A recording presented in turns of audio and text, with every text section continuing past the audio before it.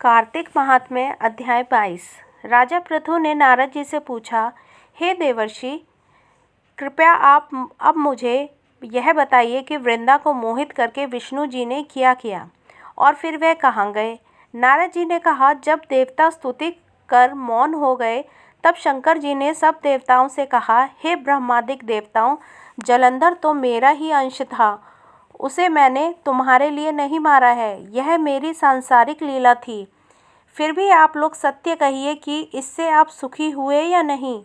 तब ब्रह्मादिक देवताओं के नेत्र हर्ष से खिल गए और उन्होंने शिवजी को प्रणाम कर विष्णु जी का वह सब वृत्तांत कह सुनाया जो उन्होंने बड़े प्रयत्न से वृंदा को मोहित किया था तथा वह अग्नि में प्रवेश कर परम गति को प्राप्त हुई थी। देवताओं ने यह भी कहा, तभी से वृंदा की सुंदरता पर मोहित हुए विष्णु उनकी चिता की राख लपेट इधर उधर घूमते हैं। अतएव आप उन्हें समझाइए, क्योंकि यह सारा चराचर आपके अधीन है। देवताओं से यह सारा वृत्तांत सुन शंकर जी ने उन्हें अपनी माया समझाई और कहा कि उसी से मोहित विष्णु भी काम के वश में हो गए हैं। परंतु महादेवी उमा, त्रिदेवों की जननी, सबसे परे वह मूल प्रकृति परम मनोहर और वही गिरिजा भी कहलाती हैं। अतएव विष्णु का मोह दूर करने के लिए आप सब उनकी शरण में जाइए। शंकर जी की आज्ञा से सब देवता मूल प्रकृति को प्रसन्न करने चले। उनके स्थान पर पहुंचकर उनकी बड़ी स्तुति की। तब यह आकाशवाणी हुई, हे देवताओं, मैं ही 3 प्रकार से 3 गुणों से पृथक होकर स्थित, सत्य गुण से गौरा, रजोगुण से